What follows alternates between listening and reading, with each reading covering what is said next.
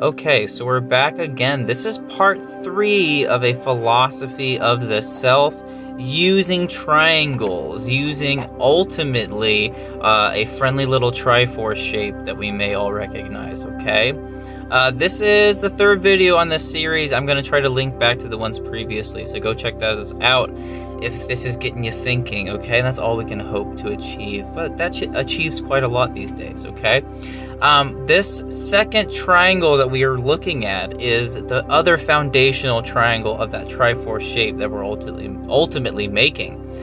This is the idealized self or the higher self. It is kind of that higher self that spiritual people think of when they're praying or thinking about what the energies they want to imbibe and take into their life, because it holds all of your high morals. It holds that sense of self that you really wish you could be. That is you in a very individualistic way too, and makes up part of the self, and that's what this triangle is. Now it has 3 vertices. The first shares a foundational point with the other triangle. See that in the last video if you want to look into that one a little bit more. And it is the present. The present sits right in the middle of that triforce shape that we are making, because it is right in the middle of the alchemical process. If we do not have an understanding of the present moment with all that we bring to it in a truth, holistic way, we can't move great in a real way, okay? Now, when we look at the oppositional kind of energy within the idealized self or the higher self, we see desire, okay? Kind of opposing the present moment.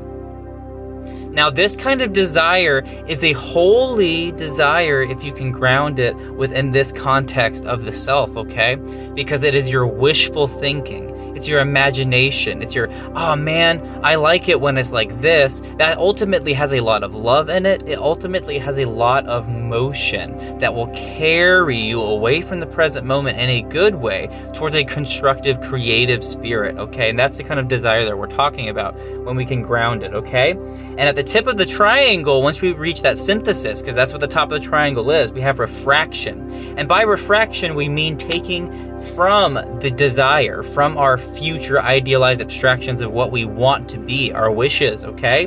We take from those and we try to graft them into our present moment in pieces. Take fractions of those big things that we want, get that energy in the present moment, and that's our refraction. That's that holistic unity that would ultimately lead us to the transcendent self. Read that. Oh, that's going to be the next video, okay? Give me a like, give me a follow, and if you appreciate me, I appreciate being here, so please appreciate me staying here, okay? I love you all. Goodbye.